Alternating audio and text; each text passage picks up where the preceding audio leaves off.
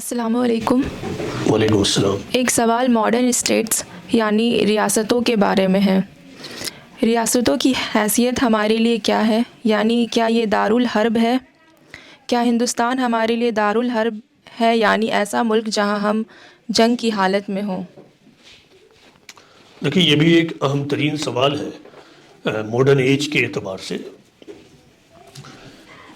دیکھیے، اس سلسلے میں سب سے پہلی بات یہ سمجھیے کہ اسلامی فقہ میں اسلامی جورسپروڈنس میں جو یہ اصطلاحیں دارالاسلام، دارالکفر، دارالحرب وغیرہ یا دارالامن، تو یہ اصطلاحیں قرآن سے نہیں نکالی گئی ہیں۔ یعنی قرآن میں یہ نہیں کہا گیا ہے کہ کچھ ملک دارالاسلام ہوگا اور کچھ ملک دارالحرب ہوگا، یا کچھ ملک دارالحرب ہوگا یعنی ہوم آف وار، اور کچھ ملک دارالامن ہوگا یعنی ہوم آف پیس یا ابوڈ آف پیس۔ تو یہ قرآن میں نہیں کہا گیا۔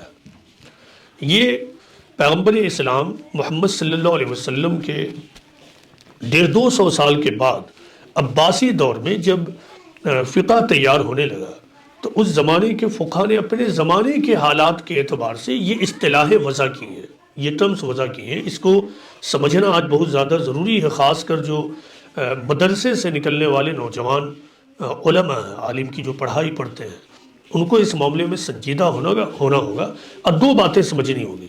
ایک تو وہ جو فقہ تیار ہوا عباسی دور میں، تو دو چیزیں تھیں۔ ایک وہ ایک انسانی کام تھا، دوسرا وہ زمانی کام تھا۔ انسانی کام اور زمانی کام۔ تو پیغمبر چونکہ اللہ کی رہنمائی میں کچھ چیزوں کو پیش کرتا ہے تو اس میں وہ تو اٹل ہوگا، لیکن پیغمبر کے بعد کوئی بھی آدمی کچھ بھی لکھ دے، کچھ بھی کر دے، کچھ بھی تیار کرے تو وہ ہمیشہ اس کا جائزہ لیا جائے گا، ہمیشہ اس میں ریویو اور نظر ثانی ہوتی رہے گی۔ ایک بات یہ، چونکہ وہ انسانی کام ہے تو اس پر غور کریں۔ دوسرا زمانی کا مطلب یہ ہے کہ اس زمانے کے اعتبار سے ممکن ہے کہ یہ فٹ ہوتا ہو، یہ اصطلاحیں فٹ ہوتی ہوں، لیکن موجودہ زمانے میں یہ باتیں دونوں اعتبار سے انفٹ ہیں۔ پہلے تو یہ سوچنا ہے کہ کیا یہ قرآنک ٹرمز ہیں، قرآنک ٹرمینالوجیز ہیں؟ تو نہیں، یہ قرآنک ٹرمینالوجیز نہیں ہیں۔ اللہ اور اس کے رسول نے یہ نہیں کہا کہ کچھ ملک دارالاسلام ہے تو کچھ ملک دارالحرب ہے، یعنی کچھ ملک ابوڈ آف اسلام ہے تو کچھ ملک ابوڈ آف پیس ہے۔ یہ اللہ اور اس کے پیغمبر نے نہیں کہا۔ تو جب اللہ اور اس کے پیغمبر نے نہیں کہا ہے تو پھر ہم کیوں کسی ملک کو دارالحرب کہیں اور کچھ ملک کو دارالاسلام؟ ہم کیوں کہیں جب اللہ اور اس کے رسول نے نہیں کہا؟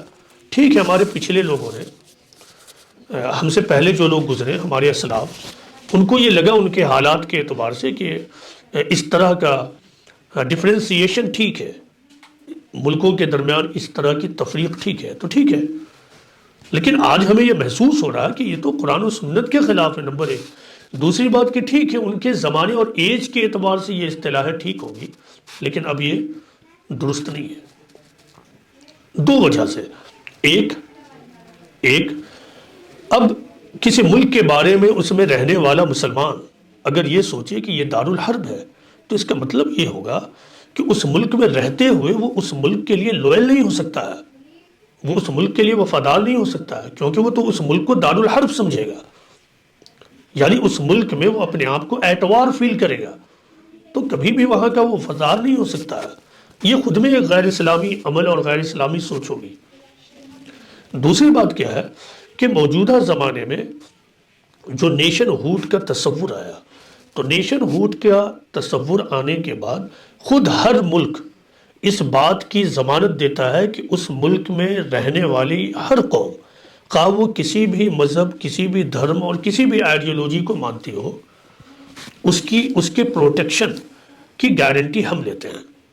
یہ ملکی قانون اب لے لیتا ہے نیشن ہوڈ کے زمانے میں، یعنی آج موجودہ زمانے میں یہ ہر ملک کا بنیادی قانون ہے کہ اس ملک میں رہنے والا ہر شہری، خواہ وہ کسی بھی مذہب سے تعلق رکھتا ہو، تو وہ اس ملک میں محفوظ رہے گا۔ اس ملک کے قوانین اور اس ملک کی حکومت کی ذمہ داری ہوگی کہ وہ اپنے ملک میں رہنے والے لوگوں کو پروٹیکٹ کرے۔ تو اپنے آپ یہ اصطلاحیں کیا ہوئی؟ قابل رد قرار پائی گئی۔ اگر یہ اصطلاحیں بالفرض قرآن و حدیث کے مطابق ہو تب بھی یہ کیا ہوئی؟ قابل رد قرار پائی۔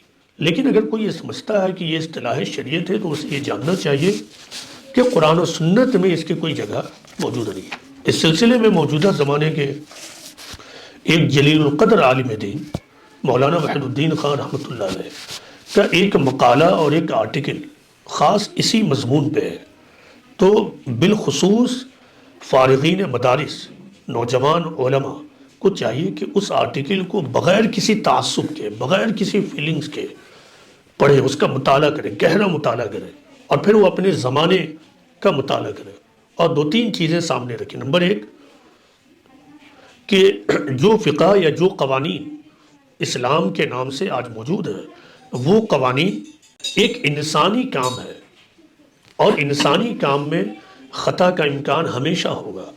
وہ کوئی پیغمبرانہ پروجیکٹ نہیں تھا، وہ ایک انسانی پروجیکٹ تھا، چند بڑے انسانوں نے مل کر یہ کام کیا۔ بلا شبہ یہ بہت بڑا کام ہے لیکن انسانی کام۔ دوسرا وہ ایک زمانی کام تھا، ایک خاص ایج، ایک خاص سینیریو، ایک خاص صورتحال، اس صورتحال میں رہتے ہوئے جو ہمارے فقہا تھے ان کی ایک سوچ بنی، اس سوچ کے تحت انہوں نے کچھ قوانین وضع کر لیے۔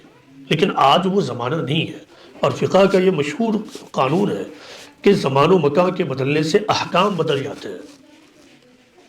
اسپیس اینڈ ٹائم چینج ہو جائے تو پھر کیا ہوگا؟ احکام اور کمانڈمنٹس چینج ہو جاتے ہیں۔ تیسری بات کیا ہے؟ جس فکر اور جس اپریہنشنز کے تحت یہ اصطلاحیں وضع کیے گئے، یہ اصطلاحیں وضع کی گئی، اب اس کے لیے بنیاد موجود نہیں ہے۔ پچھلے زمانے میں سٹیزنز پوری طرح پروٹیکٹڈ نہیں ہوتے تھے، پچھلے زمانے میں مذہب کی بنیاد پر لوگوں کے درمیان تفریق ہوتا تھا، پرسیکیوشن کا زمانہ تھا۔ اس پرسیکیوشن کو ختم کرنے کے لیے رسول اور اصحاب رسول نے انتھک محنت کی، اور ان کی یہ محنت تاریخ میں شامل ہوئی، یہاں تک کہ موجودہ زمانے میں اب religious persecution as an ideology پوری طرح ختم ہو چکا ہے۔ اب کسی بھی ملک میں ریلیجس پرسیکیوشن بطور آئیڈیالوجی موجود نہیں ہے۔ ٹیمپرری وقت کے لیے کسی خاص لوکیلٹی میں کوئی خاص حاکم رولر کچھ اگر اس طرح کی ایکٹیویٹی کر دے تو وہ خود اس کا اپنا اقدام اسٹیپ ہوگا، وہ قوانین کے تحت اب نہیں کر سکتا۔ تو موجودہ زمانے میں یو این او کے انٹرفیرنس کے بعد اب ہر ملک اس بات کے لیے مجبور ہے کہ اس ملک میں رہنے والا ہر شہری اور اس ملک میں رہنے والی ہر قوم، خواہ وہ کسی بھی مذہب اور دھرم کو ماننے والے ہوں، ان کی حفاظت کی ذمہ داری خود اس ملک کی حکومت اور اس ریاست کو ہوگی۔